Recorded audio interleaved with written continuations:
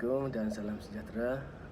Saya Anas Suhaidi Kalamullah bin Hanafi, nombor metrik 266885 dari grup E Kota Baru. Saya akan membuat pembentangan bagi subjek GMGA 3053, pengurusan latihan dalam organisasi. Organisasi yang saya pilih adalah Jabatan Bomba dan Penyelamat, dan latihan yang akan dijalankan dalam organisasi ini adalah latihan keselamatan kebakaran untuk pekerja. Okey, saya mulakan pembentangan ini dengan menguraikan sedikit mengenai latar belakang organisasi yang saya pilih. Kerjaya sebagai bomba ini adalah satu pekerjaan yang mencabar, yang memerlukan seseorang itu mempunyai kekuatan fizikal dan mental yang kuat, di mana kerjaya sebagai bomba ini mereka perlu menjalani kursus dan latihan tertentu untuk menjadi seorang anggota bomba. Di dalam kerjaya bomba ini, ia terbahagi kepada beberapa pangkat jawatan, iaitu penguasa bomba, penolong penguasa bomba dan juga pegawai bomba. Bagi tugas dalam jabatan bomba, tugas mereka adalah bertanggungjawab melaksanakan tugas-tugas pengurusan am, pentadbiran dan kewangan, penyelidikan, perancangan, pembangunan, latihan, operasi, dan seperti umum tahu, melawan kebakaran dan juga menguatkuasakan Akta 341 serta undang-undang lain mengikut peraturan yang berkaitan. Dalam bidang seterusnya adalah analisis keperluan latihan organisasi. Masalah organisasi ditakdirkan sebagai sisihan prestasi kaki tangan daripada prestasi biasa, atau juga dikenali sebagai jurang perbezaan antara keadaan sebenar dengan yang sepatutnya.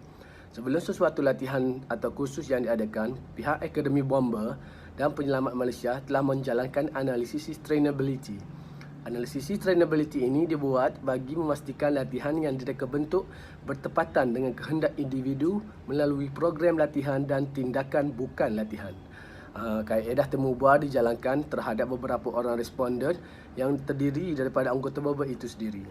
Maklum balas yang diterima daripada mereka bahawa masalah yang mereka hadapi merupakan punca utama yang mengakibatkan kepada penurunan prestasi kerja. Analisis keperluan latihan mengkaji secara mendalam pengetahuan, kemahiran dan sikap kaki tangan yang mengendalikan sesuatu tugas secara tidak cekap dan telah menimbulkan masalah, serta mengkaji sesuatu tugas yang mengalami masalah secara terperinci. Analisis keperluan latihan ini juga diperlukan dalam sebuah organisasi untuk melihat sejauh manakah organisasi memerlukan latihan. Jika latihan yang salah diberikan, maka berlaku kerugian dan juga pembasiran kepada organisasi tersebut. Oleh itu, adalah amat penting analisis keperluan latihan dilakukan dalam sesebuah organisasi bagi mengetahui apakah masalah yang berlaku di dalam organisasi yang menyebabkan kerugian dari segi produktiviti kerja dan tugas serta penurunan prestasi pekerja, di samping mencari jalan penyelesaian yang lebih ekonomi yang dapat. Laporan perancangan latihan. Teknik DIF biasanya digunakan iaitu Difficult, Important dan Frekuensi atau KKK, kepentingan, kekerapan dan kesukaran. Yang pertama adalah berbincang dengan ketua organisasi, jabatan ataupun unit. Yang kedua adalah mengenal pasti produk. Yang ketiga, mencartakan proses aliran untuk mengeluar sesuatu produk. Yang keempat, mengenal pasti Key Result Area, KRAS, dalam proses aliran. Yang kelima, struktur organisasi itu sendiri. Yang keenam, meneliti pelbagai maklumat organisasi. Yang ketujuh adalah pemilihan responden. Yang kelapan, menemu bual responden. Yang kesembilan, menemu bual pengurus unit kerja. Yang ke-10, menganalisis maklumat temu bual. Yang ke-11, membuat analisis kerja dan tugas. Yang ke-12, menulis laporan. Dan yang ke-13, membentang laporan dan perbincangan dengan pihak pengurusan. Hasil analisis keperluan latihan. Analisis keperluan organisasi, sokongan pengurus dan rakan sekerja. Yang kedua adalah strategi syarikat. Yang ketiga adalah sumber latihan. Bagi analisis keperluan kerja atau petugas, yang pertama adalah kursus offensive indoor firefighting. Yang kedua, pengetahuan tambahan dan kemahiran mengenai teknik terkini. Yang ketiga adalah tugas utama anggota ialah sebagai memenuhi hasrat Jabatan Bomba dan Penyelamat Malaysia itu sendiri.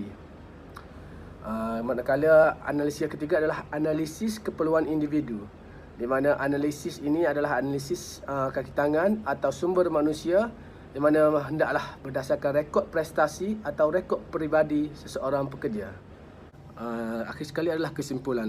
Sebagai seorang anggota bomba, mereka akan menjadi tenaga kerja yang mempunyai motivasi tinggi, yang kompeten, berilmu pengetahuan, kecekapan dan kemahiran yang berbagai dan berkeupayaan tinggi dalam melaksanakan tugas serta mampu memikul tanggungjawab yang besar di dalam memberikan perkhidmatan yang baik dan cekap kepada masyarakat keseluruhannya. Kejayaan sesuatu program latihan itu bergantung kepada reka bentuk program yang komprehensif, kemahiran jurulatih untuk memberikan tunjuk ajar dan kebolehan pihak penganjur untuk menganjurkan program latihan itu dengan baik dan berkesan. Apabila pihak penganjur berjaya menyediakan kemudahan yang sesuai dan selesa dan juga tenaga pengajar yang berkaliber yang mana mereka mempunyai kepandaian dan kepakaran yang tinggi serta mempunyai ciri-ciri seorang komunikator yang hebat, nescaya peserta yang menjalani latihan dalam organisasi tersebut akan memperolehi manfaat. Itu saja pembintangan daripada saya. Sekian, terima kasih.